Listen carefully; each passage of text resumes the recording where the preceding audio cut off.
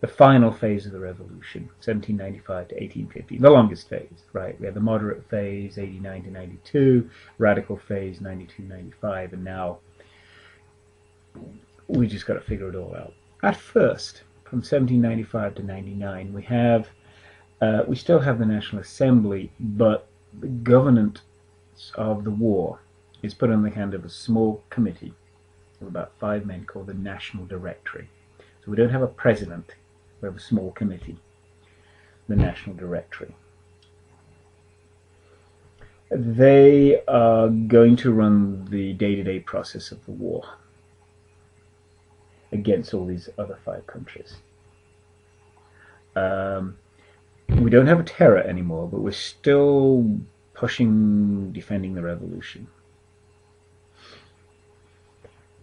In 1799, the National Directory decided they would like more military direct input. Let's get a successful general, put him on the directory so he can run the war effort from a military perspective. And they looked for a general named Napoleon Bonaparte. He'd been very, very good general who had risen up from a low officer very quickly. Part of this meritocracy, right? Rising through merit, not through social status. And Bonaparte was a great general and had a number of battles. And so the National Directory invite him to be on the directory. You be the sort of military head. They expect him to be partly a figurehead. He's a popular general. Look, we have a popular general on the directory. And partly to give good military input with the civilian directory. But Bonaparte has his own plans. Once he's put on the directory, with the help of some friends in the National Assembly and a lot of friends in the military, he essentially stages a coup. I'm in charge. I don't need the rest of the directory. He's very popular with the people because of his successes. He's very popular in the military because he's a good general. Many politicians see him as a way of winning this war, much more than the civilians in the directory. So he has a huge amount of popular support. So when he declares himself, I'm in charge, people are like, okay, cool, no problem. National Directory is dissolved, and we have Napoleon Bonaparte, who gives himself the position of president, which is an elected position, or king, which is no one wants. He calls himself first consul. Consul comes from the old ancient Rome positions of, before they had emperors, when the Romans had a republic, the people in charge were called consuls. So he's taken an ancient Roman term of a Roman republic, not the empire or a kingdom. Very clever. First consul, not just a consul, head of the republic. And he proceeds then to rule France. This National Assembly is still there, but he's getting more and more power in his own hands. And proceeds to, because now he's in charge of the entire French military effort, and he's a military genius, what we're going to see is France is going to proceed from the defense, holding off these 5 countries, to under the great Napoleon. And it's now extraordinarily large and extraordinarily brilliant armies, right? These revolutionary armies that have been fighting now for years, with their superb generals who have risen up through quality. He's going to say, I'm not just on the defense anymore, I'm going to attack these other countries, and I'm going to export the revolution to them. Their worst fear, we're coming for you. And he's good. Very successfully, he defeats his neighbors, the Spanish, the whole Roman Empire, the Prussians, the Netherlands, one by one. He's defeating their armies and forcing them to sign a peace on his terms. You're now my allies. You're not conquering them. He's saying, you're my allies. That makes him incredibly popular in France.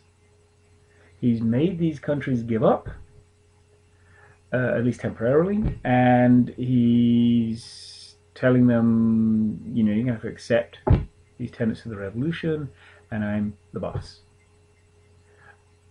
And he shows that because what he does in 1804, after he's defeated the Holy Roman Empire, is he basically dictates to them, you are no longer the Holy Roman Emperor. You're just the King of Austria. I'm the Emperor. And in a great ceremony on Christmas of 1804, Napoleon is crowned Emperor. He's the new Roman Emperor in the West, replacing what had been the Holy Roman Emperors, who had been the emperors of the West for 1,000 years since Charlemagne. Now it's Napoleon. He's Emperor. The Pope was supposed to crown him, but at the last second he grabs the crown from the Pope in the ceremony and says, only I can crown myself. No one ever said Napoleon didn't have an ego. So, Napoleon is Emperor, but because of his brilliant success and his support of the revolution in France, he's not making himself a dictator in the sense. He's a dictator in that he has so much power, but he's not taking back any of the changes of the revolution, really. And he's so great. They're like, Viva Emperor, we love you.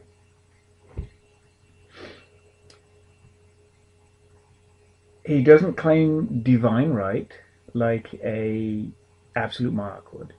He just claims that I'm the Emperor of France. He still gives no privileges to nobles or clergy. Now he creates some noble ranks, but they're ranks awarded by people through merit, through support. So they're kind of like awards rather than thing. And your son can't inherit your title. So essentially there's no nobility, no clergy, no divine right rule. He continues the process of rationalizing the law and government, setting up more logical provincial, which are the equivalent to counties, governments. You've got the towns and the counties, and setting them up so they're more even in resources and organization. They get down to updating the law code. It had been an old one going back to the Middle Ages, and we now call it the Napoleonic Law Code. Very updated, very modernized under his rule. Building new schools, building more roads, adopting the metric system, and much more rational than these old weird systems that predated it. So he's supporting the rational improvement of government and the economy from the Enlightenment that the revolution is doing. Local government people are still elected, the National Assembly is still elected. They don't have a lot of power. He has a lot of power. He's a dictator. I guess you call him an enlightened despot. So the revolution's working. And he's defeating the enemies. When he makes himself emperor, sometimes they try again and say, "Wow, we don't want an emperor." And some of these countries try to declare war on him again, and he just defeats them again. It's like, okay, we'll try against the emperor. That's too much power. And he just comes out, defeats them, and they surrender again. It's pretty nasty. The only one he can't beat is Britain, because they're an island, and he can't get his army to the island. The British have a very powerful navy, and so he can't stop them. But they can't stop him. They don't have a very big army either. So there's Britain there, standing there like, hey, and he's like dominating Europe. The British do have their navy spread out all over the globe to protect and control trade routes. They're blockading Europe to make sure imports from anywhere in the world can't get to the area that France controls. It doesn't starve them or anything, but it hurts their economy. And their army is sort of on the fringes, trying to help people resist Napoleon, but they're overstretched. They can defend, blockade, but not invade. But he can't get his army to them. But he's not too worried. The only enemy that's left is Russia. He's defeated all the main powers of Europe, but there's a huge power in the east, Russia. It's been growing and growing and growing. And they're the only ones that is a potential threat. So if he can take out Russia, That's it. No one can touch him. The British might as well just make terms. So in 1812, Napoleon decides, I'm going to invade Russia. I'm going to take them out. Finish the job. They'll surrender. They'll be subordinate to me. I've won. Gets a huge army, 600,000 men. 600,000 men. In 1812, that's a huge army. In any time in history, that's a huge army. 600,000 men. That's how big this French army has become with the draft. And remember, it's good too, not just a big mob. 1812.